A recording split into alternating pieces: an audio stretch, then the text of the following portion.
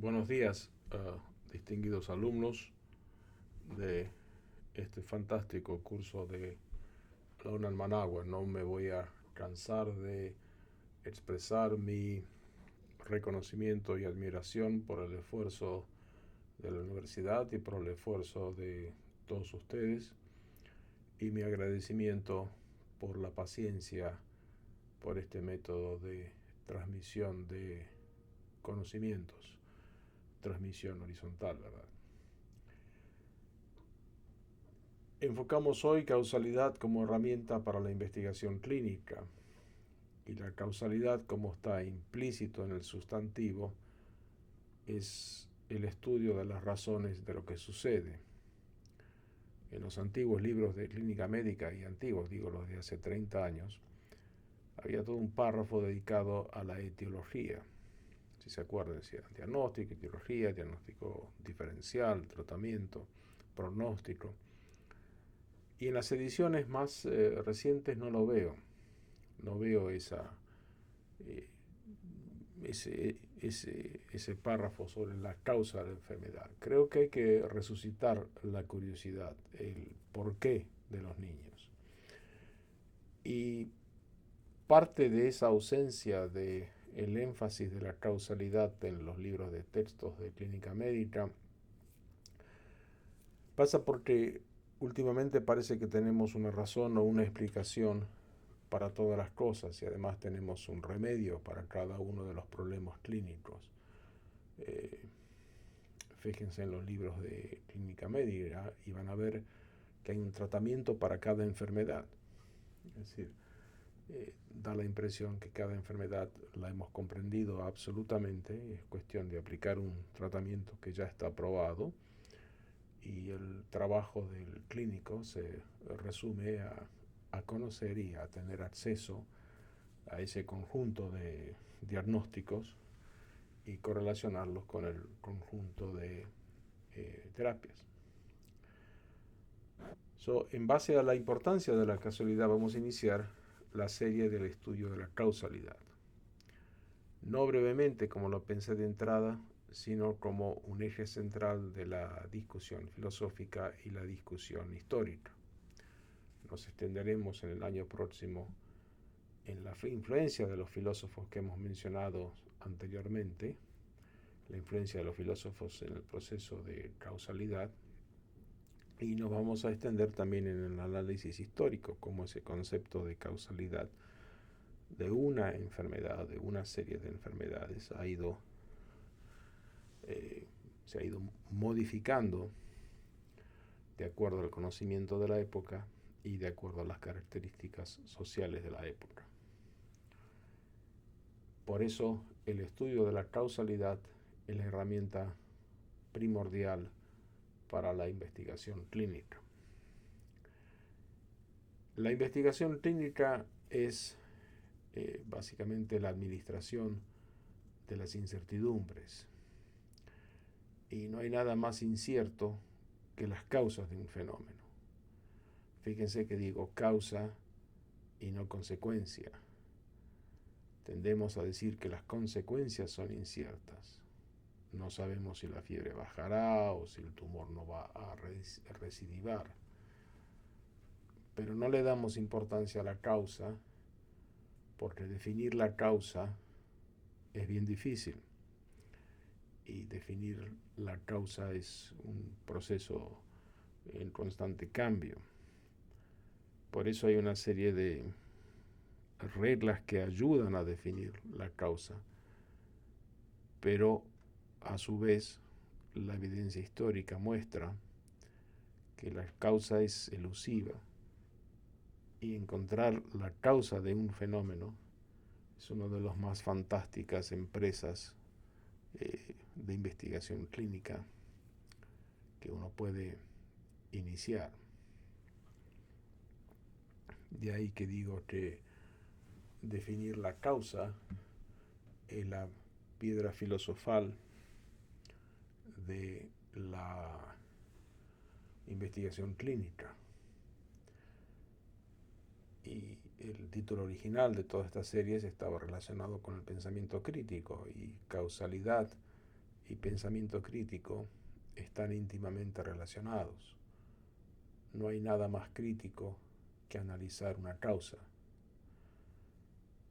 desmenuzar los procesos que se proponen como etiología de una enfermedad y seguir las distintas raíces que esos procesos suponen. Y la herramienta principal de la causalidad en la ciencia de la salud es la inferencia de la mejor explicación. Hago una pequeña aclaración. La piedra filosofal es esa sustancia alquímica legendaria que se dice que es capaz de convertir los metales básicos tales como el plomo en oro o plata a una sustancia que no existe. No hay tal sustancia alquímica que uno conozca ahora que permita tal transformación de los metales. Y la causa es la piedra filosofal también en ese sentido, que es el sentido de que estamos buscando algo que presumimos que va a ser elusivo, pero sin embargo es el motor que incita y despierta la curiosidad del investigador. Volviendo a Platón y Aristóteles de las clases pasadas, si se acuerdan, Platón señalando arriba un ideal y Aristóteles señalando abajo, uno puede decir que ese es una síntesis del trabajo de las causas. Hay un arriba perfecto y hay una realidad que alimenta la búsqueda de esa perfección. Para entender la causa de algo, y eso va a ser el tema de las próximas discusiones filosóficas en este próximo año, para entender la causa de algo hay que definir lo que es una enfermedad y cuáles son las teorías de la enfermedad. Parece perogrullo ahora, pero acuérdense, años atrás la homosexualidad era considerada una enfermedad. Había una enfermedad que la vamos a mencionar el próximo año, pero era un nombre que se me escapa ahora, pero se consideraban enfermos a los esclavos que querían escaparse, o sea, esa tendencia a escaparse de los esclavos del sur norteamericano era considerada una enfermedad. Y las teorías de la enfermedad, lo habíamos mencionado brevemente, que es un fenómeno externo que invade el cuerpo, y en el siglo XXI es la concepción anatómica de la patología. Acá está el problema en esta mancha en el pulmón. Es el paradigma de las enfermedades por carencia, las enfermedades infecciosas, pero generalizada a otras patologías por el desarrollo del diagnóstico por imágenes. Acá está el problema, acá está el cáncer, acá está la deficiencia, acá está la osteoporosis.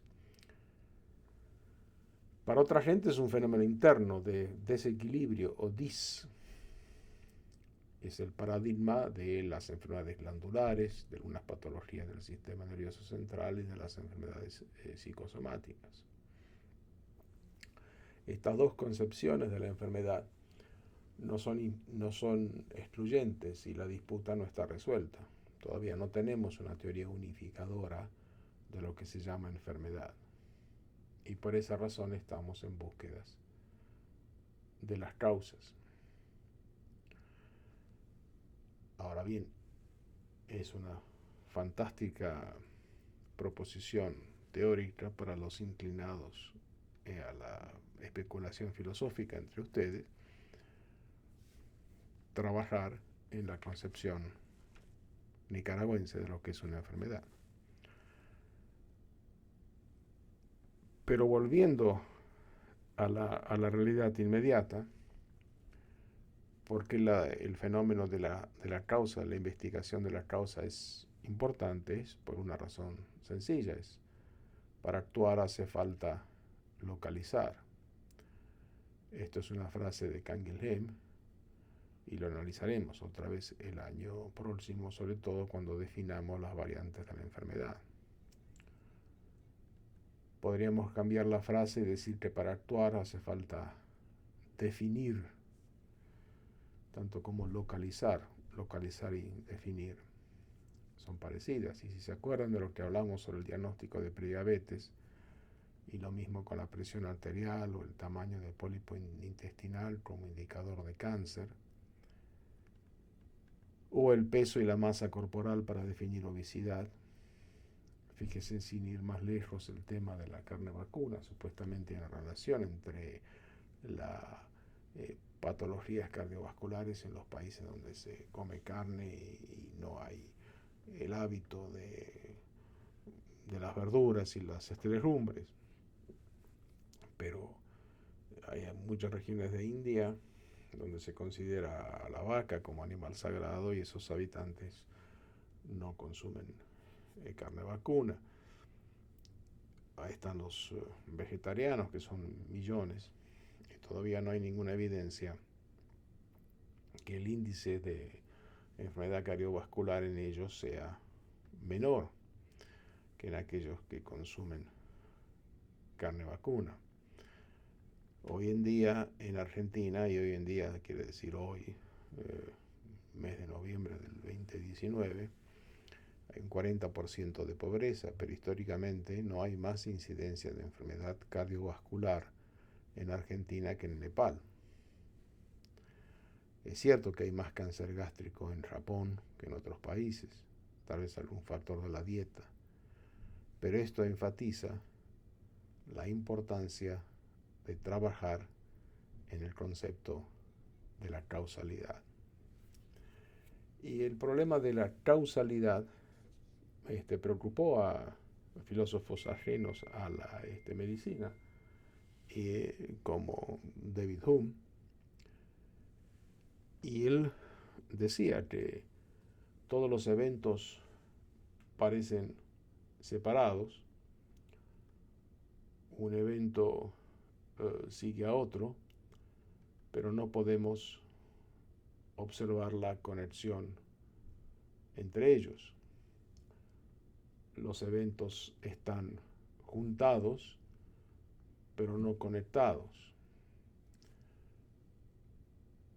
Y ese es el intríngulis central del proceso de investigación médica. Tal y cual característica física está juntada a la presencia de una anomalía fisiológica que llamamos enfermedad, o están conectadas. La creación del concepto de enfermedad es un concepto puro en su ciencia, como la observación de un fenómeno físico, como la ley de la gravedad, o es un fenómeno, como dice Ludwig Fleck, condicionada por la observación de los individuos. Veamos 3 casos clínicos que nos van a ir conduciendo hacia los temas de las próximas clases. El paciente es presentado como un hombre de mediana edad quien tiene diarrea y vómitos durante el día, pero no durante la noche. Lo han internado, le han realizado estudios de laboratorio y endoscopías. Todos los resultados son negativos. El jefe de servicio entra en la habitación del enfermo y le llama la atención el pelo intensamente negro y lo mismo que el frondoso bigote, que también es negro. Si el paciente está internado, sentado, el jefe de servicio ve el bigote. Y el jefe de servicio observa que el paciente tiene la costumbre de lamer el bigote de tanto en tanto. Confirma que el color es por tintura, ¿no? El paciente se tiñe el pelo, se tiñe el bigote, y llega a la conclusión que lo que el paciente tiene es contaminación por anilina. Anilina que él absorbe cada vez que se lame el bigote. Le pide que se rasure y el paciente mejora. Ahora, muy bien. Este es uno de esos casos lindos, redondos, ¿no?, que salen en los libros de diagnóstico clínico, de ahí creo que lo saqué. Pero ¿qué hacemos con esa información? Muy bien. El Sherlock Holmes, del jefe del servicio, tiene una mente aguda, acuciada, pum, diagnosticado, rasuramos bigote, paciente de alta, paciente curada, próximo. Eso es excelente trabajo clínico. Eso no es un trabajo, no inicia un trabajo de investigación. Entonces, si se acuerdan, hay tres maneras o tres métodos para inferir un fenómeno.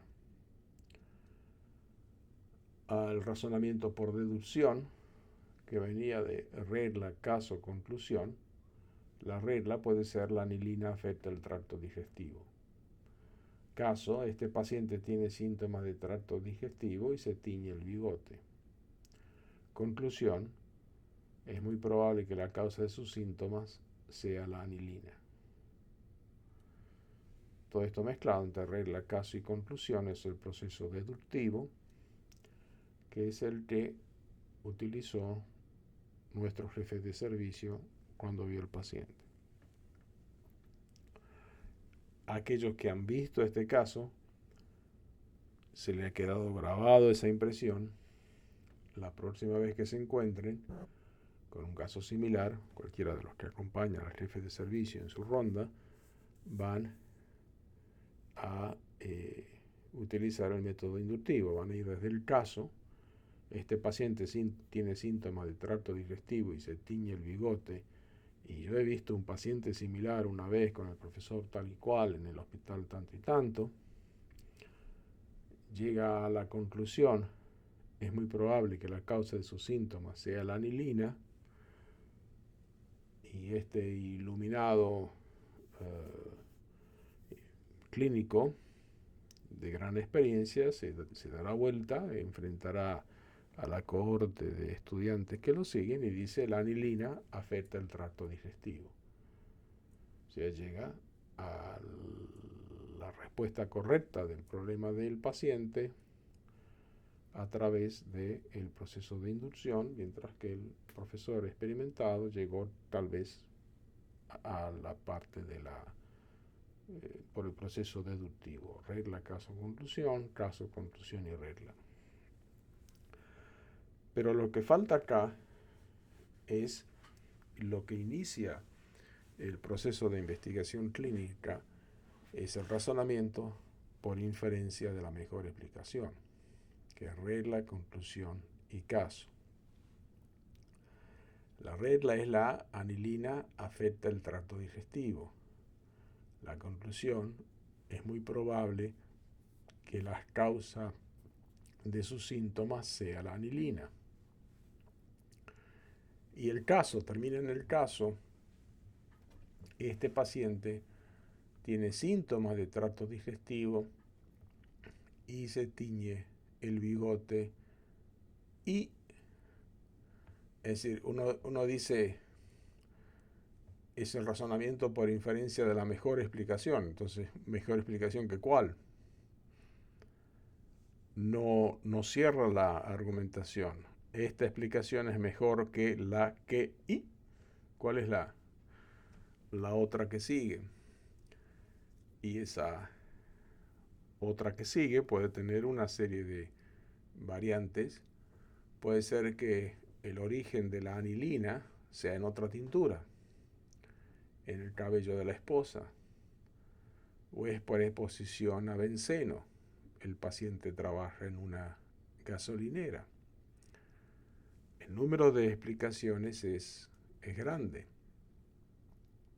Y hacemos la prueba y el error, como hacía Semmelweis cuando trabajaba en descubrir las causas de la fiebre puerperal en el hospital en Viena. Y también las experiencias pasadas no predicen futuras experiencias. Cada situación,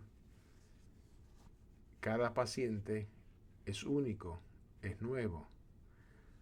Si adherimos al método deductivo, llegamos a una deducción y vamos a ser acertados muchas veces. Si adherimos al método inductivo, vamos a vivir, y que está muy bien, sentados en el gran volumen de experiencia clínica que tenemos todos y hacemos el método inductivo. Yo vi una vez esto, como muestra la diapositiva previa, y la experiencia sirve como puntapié a la cascada diagnóstica. Pero con el método de la inferencia, la mejor explicación, que termina en caso, retornamos al concepto del paciente como el alfa y el omega del desarrollo clínico. A medida que avanzamos en el diagnóstico, vamos espigando las causas para llegar a una decisión terapéutica. Y eso de avanzar el diagnóstico es precisamente el trabajo de investigación clínica. El diagnóstico clínico: buenos días señora, usted tiene una neumonía neumococo. Buenos días señora, usted tiene una amenorrea secundaria, un tumor de hipófisis. O buenos días señor, los problemas que usted tiene son secundarios a una próstata alargada, una próstata grande. Buenos días señor, hasta luego, este es el diagnóstico, acá está, adiós. Pero lo que los hace a ustedes, que se han echado encima el sacrificio de hacer este curso, es justamente esa manera de buscar la mejor explicación. Y para que una explicación sea mejor, tiene que haber otra. Y muchas veces cuando decimos, señora, usted tiene amenorrea por un tumor de hipófisis, bueno, quizás hay otra explicación. Aunque se vea la presencia del tumor de hipófisis. Y eso explica en parte como muchas veces muchas condiciones patológicas no se curan. O sea, el paciente dice, no estoy mejor, y uno dice, no, pero ¿cómo si le hemos quitado el tumor y ha vuelto el ciclo?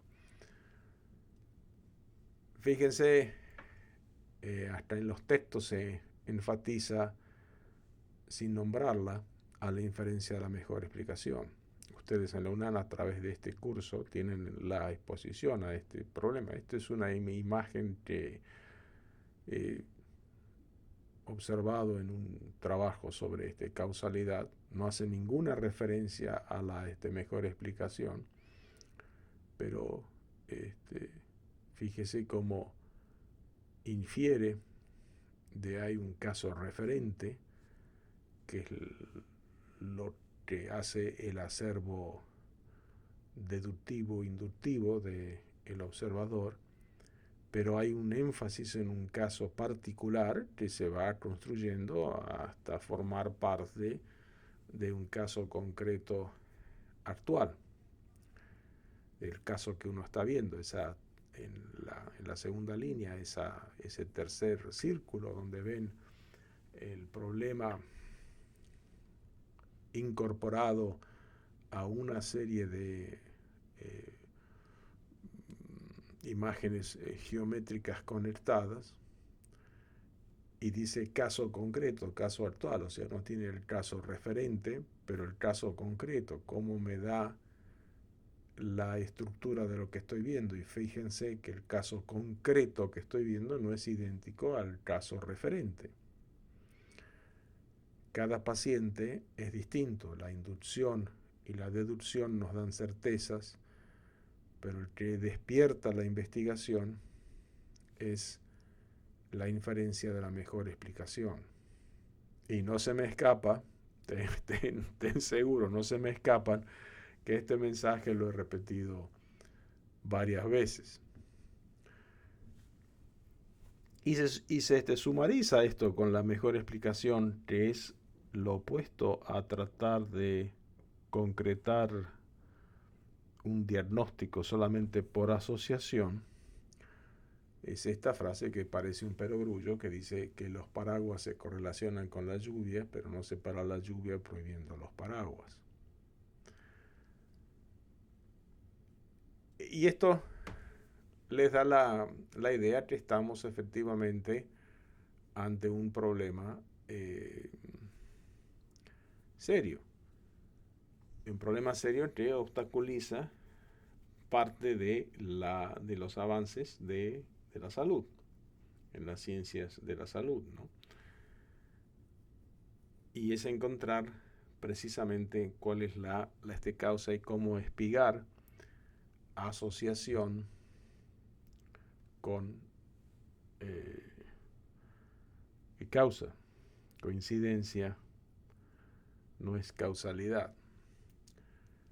Y se crearon los distintos criterios. Había un criterio que lo vamos a mencionar históricamente, que es el de Koch. ¿Se acuerdan? Para que una bacteria sea responsable de una enfermedad, y lo usó esto con la tuberculosis. Hablaremos de eso en su momento. Pero el que más se usa ahora, y quizás lo hemos mencionado en clases pasadas, es el criterio de Hill. Esta eminencia de la epidemiología, Bradford Hill, él siempre tuvo intención de estudiar medicina, pero una tuberculosis que lo postró en cama por 2 años impidió que continuara estos estudios. Se hizo economista, y de economista epidemiólogo. Trabajó en la relación entre la streptomicina y la tuberculosis, caso que analizaremos extensamente en próximas clases, lo más probable el año que viene, y porque es un ejemplo perfecto de las maneras de trabajar un problema clínico, y fue el primero que estableció la asociación entre tabaquismo y cáncer de pulmón. Él puso 9 criterios. El 10º es un criterio que lo ponen a veces como agregado. Uno es el poder o la fuerza de asociación, con la salvedad que una pequeña asociación no significa que no sea un efecto causal. Una concentración de bacteria pequeña en sangre no significa que no es la causa de la infección, sobre todo si el paciente está inmunocomprometido. Consistencia o reproducibilidad, eso es lo que decía Popper, que el fenómeno tiene que haber sido observado por diferentes personas en diferentes lugares. No es que yo vi uno y eso alcanza. Eso sí se acuerdan que fue el caso con el SIDA. Muy bien, 5 casos se vieron acá en Los Ángeles, pero en cuanto los publicaron, enseguida salieron casos en Nueva York, en Miami, en San Francisco, y obviamente luego se extendió al continente europeo y a los otros continentes. Pero la observación tiene que ser reproducible, tiene que ser específica. Si hay una población específica, un lugar específico que afecta, entonces cuando más específica sea esa relación, es más probable que exista una relación causal. La presencia de la fiebre puerperal en parturientas en la sala 1, después que los médicos habían realizado autopsia, la presencia o la asociación de la homosexualidad masculina con el SIDA, aunque, como se sabe, el problema no es la homosexualidad, el problema es el virus, y mucho menos ser haitiano o ser hemofílico. La temporalidad, este es uno de los más importantes, es que el efecto tiene que ocurrir después de la causa. O el gradiente biológico, que es a mayor exposición, mayor cantidad, mayor posibilidad de tener el problema. Como ven, esto aplica a las situaciones que no son de enfermedades crónicas todavía como las podemos definir. Uno dice, muy bien, caigo en paracaídas en una aldea afectada por Ebola, donde toda la gente tiene Ebola, es muy probable que me contamine, porque tenemos identificado al virus, tenemos identificada a la bacteria, tenemos identificado al agente ofensor. Es el de la teoría de la enfermedad que dice que entra. Pero ¿cuál es el agente ofensor? ¿A qué estoy expuesto? Si es que hay un incidente, ¿a qué estoy expuesto para sufrir de un accidente cardíaco? Si el estrés, dice la gente, bueno, pero ¿qué es estrés? ¿No? Es decir, si el estrés, muchos de los cirujanos estaríamos muertos ya, y hay algunos están. O cirujanos o presidentes de la república o gente de cargos responsables, de alta responsabilidad. La plausibilidad es que justamente es que haya una explicación.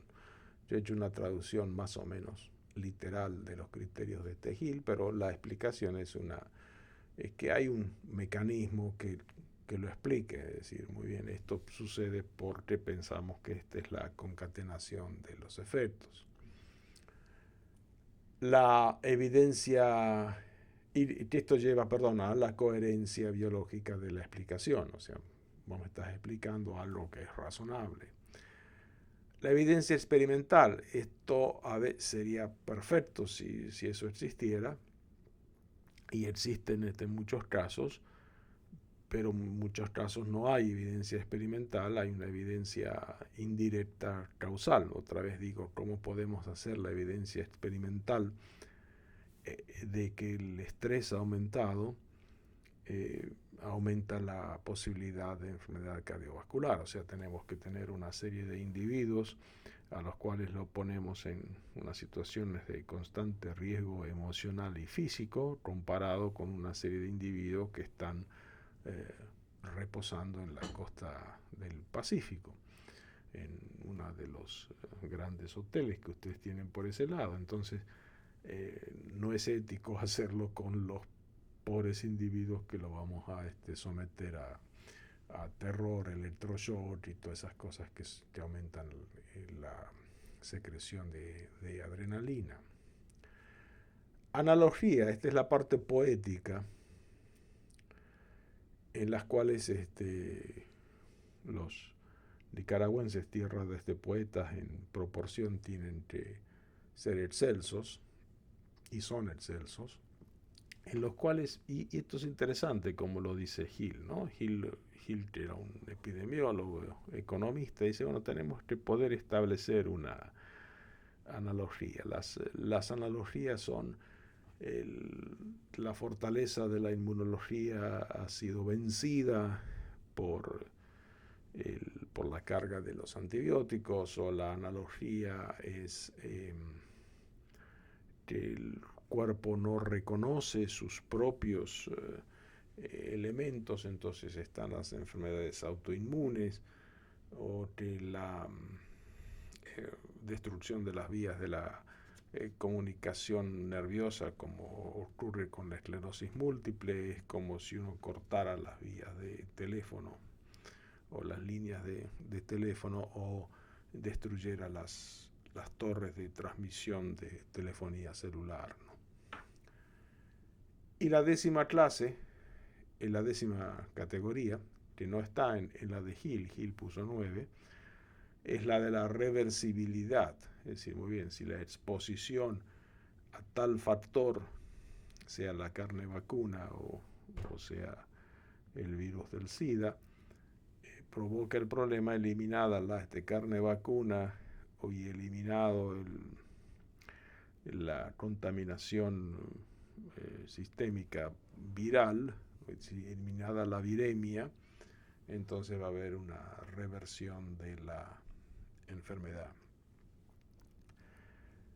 Este criterio de Hill, que son 9 con un 10º agregado de la reversibilidad, también más o menos parecidos, sintetizados siglo antes por el criterio de Mill, que son 4 y son parecidos a los criterios de Hill. No hay que estar acordándose de los 9, de los 10, son conceptuales. El criterio de Hill, y no es que tienen que cumplirse 5 criterios sobre 9 o 6 sobre 10 como para que la causa exista. No hay una valoración numérica de la presencia de estos criterios. Es un concepto filosófico, si se quiere, un concepto obvio, ¿no? En la realidad, un gradiente temporal, un gradiente biológico, es posible, hay una explicación. Mill, que Johann Stuart Mill, era lógico y también filósofo, él propuso los criterios de Mill, en los cuales, para que una propiedad sea condición necesaria, tiene que estar presente junto al efecto. Obviamente lo opuesto no es válido. Esto puesto así, como en los libros de lógica simbólica, y los clínicos sabemos que no sucede de esta manera en el trabajo clínico, o por lo menos en las sutilezas del trabajo clínico. Lo que dice Mill, si A, B, C y D suceden junto a W, X, Y y Z, y A, E, F, G suceden junto con W, T, U y B, por lo tanto A y W son causa o efecto del otro, ¿no? Es decir, porque hemos puesto con mayúscula a la izquierda A y con minúscula a la derecha W, no significa que A causa W. Puede ser que W cause A, o que los dos están relacionados.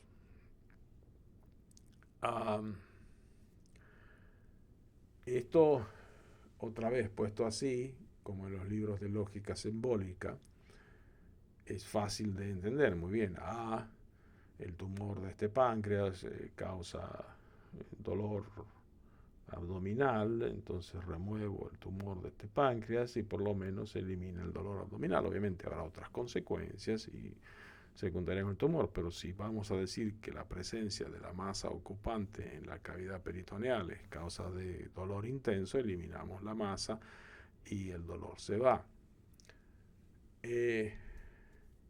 Pero volvemos ahora al querido Ludwig Fleck, que de paso he visto que ustedes han tenido una clase sobre Thomas Kuhn. Thomas Kuhn, un gran filósofo e historiador de la ciencia, más historiador que este filósofo, que descubrió los paradigmas.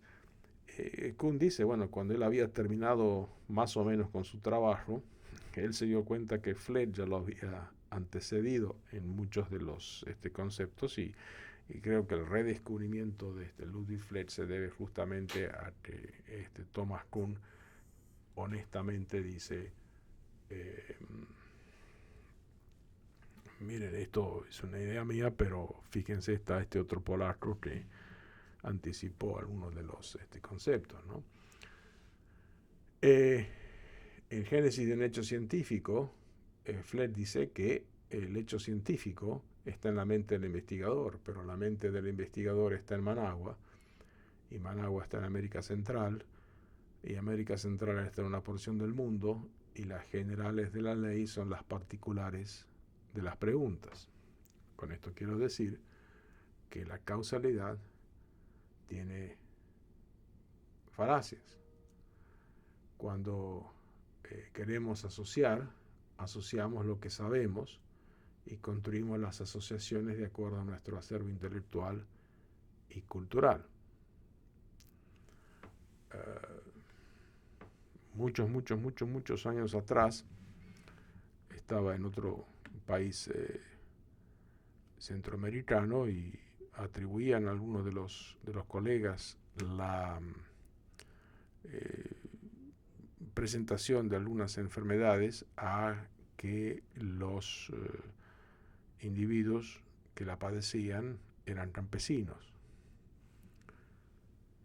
Es decir, asociamos y lo hacían con buena intención, si se quiere, buena, o sea, que lo hacían estúpidamente, pero hacían una asociación causal en base a unos prejuicios raciales que más o menos eran tolerables por los años fines de los 80, de los 90.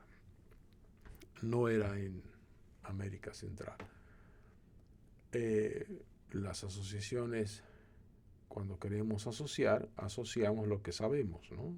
Esto es causa de esto, causa del otro. Acuérdense del problema de las 4H para el SIDA o el problema de la omisión de los médicos como agentes de transmisión de la contaminación que causa la fiebre puerperal.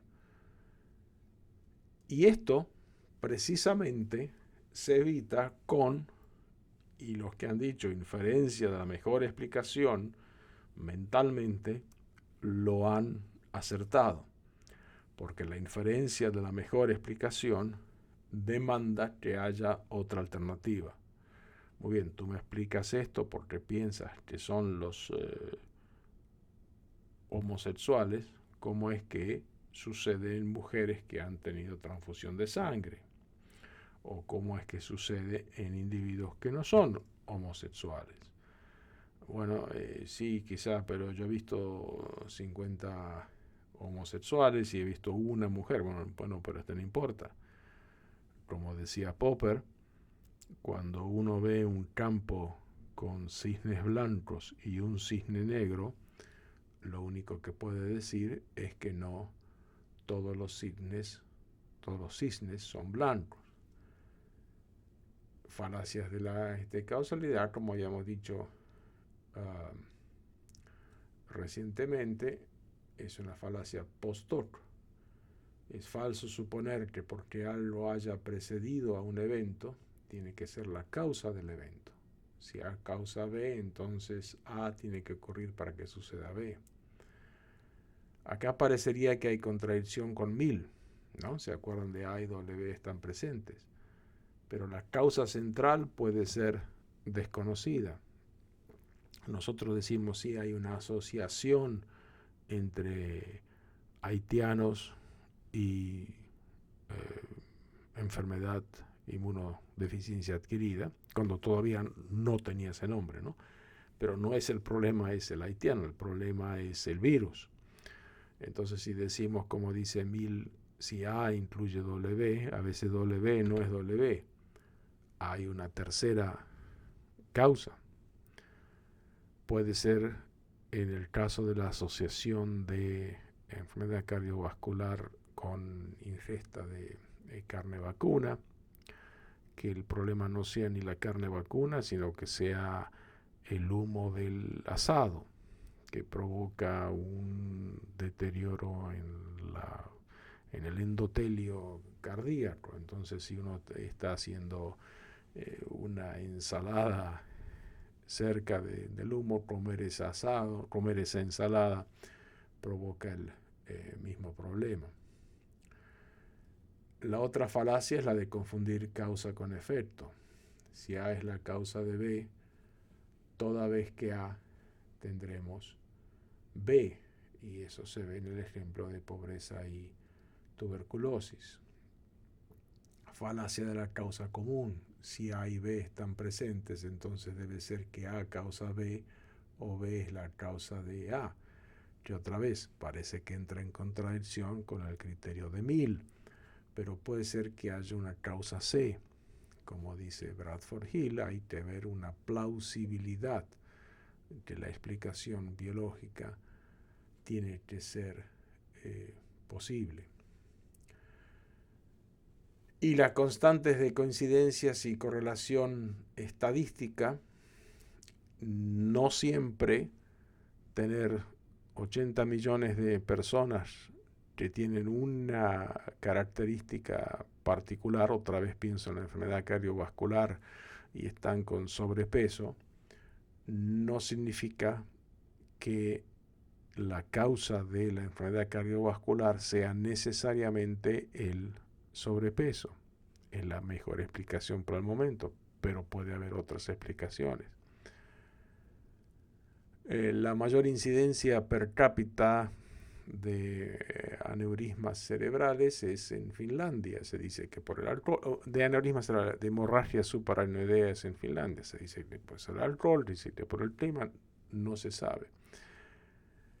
Con esto vamos ahora pronto a la segunda parte. Esto lleva, venganza, que la medicina es la ciencia de la mirada. Y como ciencia de la mirada, hay una ley de Golgi, que es persona más plasmodio es malaria, y una ley de Gracia, que persona más anopheles es malaria.